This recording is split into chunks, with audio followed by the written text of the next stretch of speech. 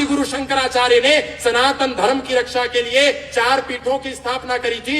एक पीठ उत्तर में बनाई थी, एक पीठ दक्षिण में बनाई थी, एक पीठ पूर्व में बनाई थी, एक पीठ पश्चिम में बनाई थी। एक पीठ का विषय था ऋग्वेद, एक पीठ का विषय था यजुर्वेद, एक पीठ का विषय था सामवेद और एक पीठ का विषय था अथर्ववेद। एक पीठ बनाई जगन्नाथपुरी, एक पीठ बनाई श्रृंगेरी मठ, एक पीठ बनाई द्वारका मठ और एक पीठ बनाई बद्रीनाथ ज्योतिर्मठ। 4 पीठ बनाई, 4 शंकराचार्य बनाए सनातन के प्रचार के लिए। लेकिन आज हम नजर उठा करके देखते हैं तो 284 शंकराचार्य, फर्जी शंकराचार्य इस धरती पर, इस भारत में घूम रहे हैं। ये क्या, कौन कर रहा है? क्यों हम इस पे चिंतन नहीं करते? दुनिया में कोई फर्जी दलाई लामा है क्या? दुनिया में कोई फर्जी खलीफा है क्या? दुनिया में कोई फर्जी पोप है क्या? दुनिया में कोई फर्जी पोप नहीं है, फर्जी खलीफा नहीं है, फर्जी इमाम नहीं है, फर्जी मौलवी नहीं है, फर्जी पादरी नहीं है। लेकिन 284 फर्जी शंकराचार्य, जो शंकराचार्य की परंपरा को नहीं जानते, जो सनातन की परंपरा को नहीं जानते, जो सनातन धर्म के वेद को नहीं जानते, जो ना दर्शन को जानते, ना उपनिषद को जानते, ना महाभारत को पढ़ा, ना रामायण को पढ़ा, ना कभी सनातन के किसी ग्रंथ को पढ़ा, ना कभी गुरुकुल गए, वो शंकराचार्य बन के घूम रहे हैं। और अभी कल ही सनातन धर्म के एक अखाड़े, जूना अखाड़े ने एक व्यक्ति को शंकराचार्य बनाया और कहा आज से ये जूना अखाड़ा के शंकराचार्य हो गए, चक्रपाणी नंद गिरी हो गए, लोभी गुरु लालची चेला और दोनों नरक में ठेलम ठेला। जूना अखाड़ा का कौन शंकराचार्य होता है? आज कहा है जूना अखाड़ा ने ये शंकराचार्य है, उधर किन्नर अखाड़ा ने कहा ये किन्नर अखाड़े की दुनिया की पहली शंकराचार्य हिमांगी सखी शंकराचार्य हो गई। ये फर्जी शंकराचार्यों, फर्जी बाबाओं के चक्कर में ही हम यहाँ पर आकर के खड़े हो गए। सनातन को जितना नुकसान पैसा लेकर के शंकराचार्य और महामंडलेश्वर बनाने वालों से हुआ है, उतना नुकसान और किसी से नहीं हुआ।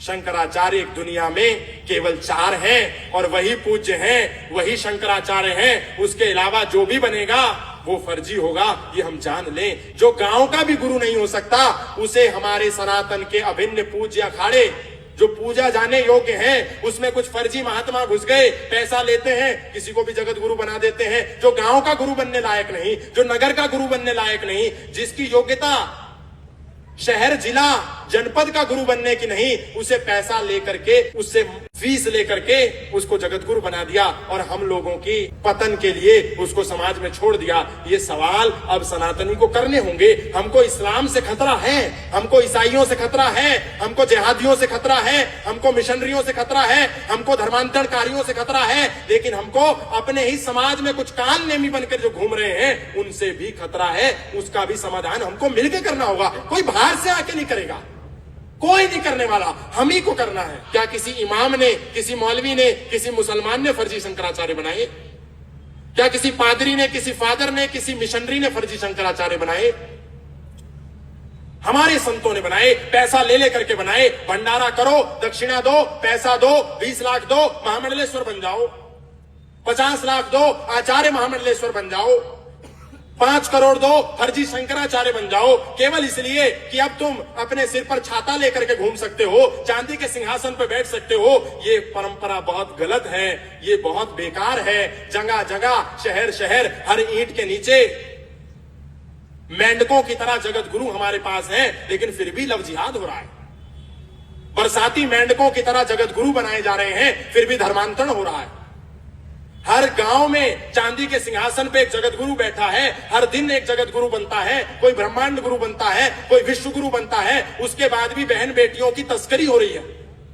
तो क्या जगत गुरु चांदी का सिंहासन पे बैठने के लिए बनाया गया? क्या केवल छत्र और चमर लेकर के बनाया गया? यह धर्म का प्रचार करने के लिए बनाया गया? पैसा देकर के इस्लाम में कोई इमाम नहीं बन सकता, पैसा देकर के इस्लाम में कोई मौलवी नहीं बन सकता, पैसा देकर के इस्लाम में कोई मुकर्रम नहीं बन सकता, पैसा देकर के इस्लाम में कोई काजी नहीं बन सकता, पैसा देकर के इस्लाम में कोई सैयद नहीं बन सकता, पैसा देकर के इस्लाम में कोई बारी नहीं बन सकता, पैसा देकर के ईसाइयत में कोई फादर नहीं बन सकता, कोई आर्क नहीं बन सकता, कोई बिशप नहीं बन सकता, कोई कार्डिनल नहीं बन सकता, पैसा देकर के बौद्धों में कोई दलाई लामा नहीं बन सकता। माने जिसको मुकर्रम बनना है, मौलवी बनना है, इमाम बनना है, सैयद बनना है, उसको इस्लाम का तालीम लेनी पड़ेगी, इस्लाम का अध्ययन करना पड़ेगा, कुरान का अध्ययन करना पड़ेगा, हदीसों का अध्ययन करना पड़ेगा। और जब वो इस योग्य होगा तभी उसको मौलवी मौलाना बनाया जाएगा, तभी उसको इमाम बनाया जाएगा। अगर किसी को फादर बनना है, आर्क बनना है, बिशप बनना है, कार्डिनल बनना है, तो उसको ईसा मसीह की शिक्षा से होकर के गुजरना पड़ेगा, ईसाइयत का ज्ञान लेना पड़ेगा, बाइबल को पढ़ना पड़ेगा। उसके बाद वो सारी जो क्रेडिबिलिटी है, सारी जो एलिजिबिलिटी है, उन सारी एलिजिबिलिटी को क्रॉस करना पड़ेगा, तब जाकर के कोई आर्क, बिशप, कार्डिनल और फादर ईसाइयत में बन सकता है। लेकिन हमारे सनातन में ये क्या व्यापार चल रहा है?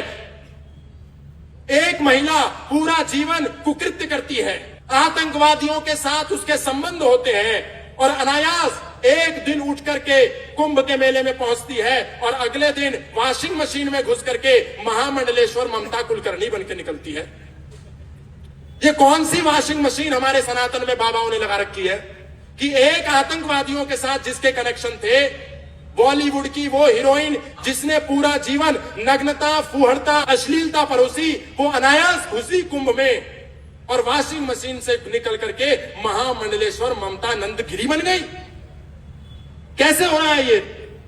लेकिन क्योंकि हम सवाल नहीं पूछते, हम प्रश्न नहीं पूछते। ये कौन पूछेगा? हम क्योंकि सजग नहीं हैं। सनातन धर्म की विशेषता है तर्क करना, प्रश्न करना, सवाल पूछना। योगेश्वर भगवान श्री कृष्ण भगवान थे, अर्जुन को पता था मेरा रथ भगवान चला रहा है, उसके बाद भी अर्जुन ने सवाल पूछा, प्रश्न किए, और कृष्ण ने यह नहीं कहा मैं भगवान हूं, मुझसे सवाल करने की तुम्हारी योग्यता नहीं है, तुम मुझसे सवाल नहीं पूछ सकते। नहीं, कृष्ण ने सवाल सुने, हर सवाल का उत्तर दिया, और अर्जुन ने यह जानते हुए सवाल पूछने का साहस किया।